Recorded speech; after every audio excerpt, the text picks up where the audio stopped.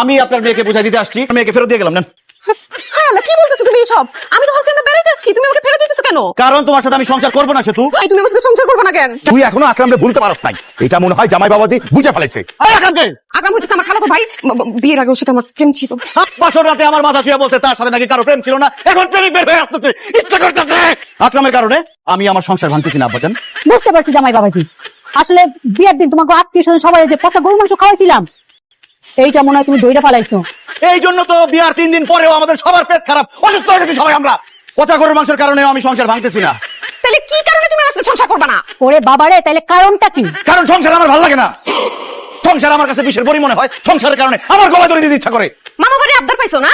আমার জীবন যৌবন নষ্ট করে এখন তোমার সংসার করতে ইচ্ছা করছে না। তুমি সংসার করবে, তোমার বাপও সংসার করবে। আব্বাই করলে করতে পারে, কিন্তু আমি করবো না, কারণ সংসার আমার ভালো লাগে না। তুমি যদি আরেকবার বলো যে তুমি আমার মেয়ের সাথে সংসার করবে না, তাহলে কিন্তু তোমার বিরুদ্ধে আমি নারী নির্যাতনের মামলা দেবো। নারী নির্যাতন মামলা কেন? নারী নির্যাতন, পুরুষ নির্যাতন, আরো কিছু নির্যাতনের মামলা দেন, তাও আমি সংসার করবো না, কারণ সংসার আমার ভালো লাগে না।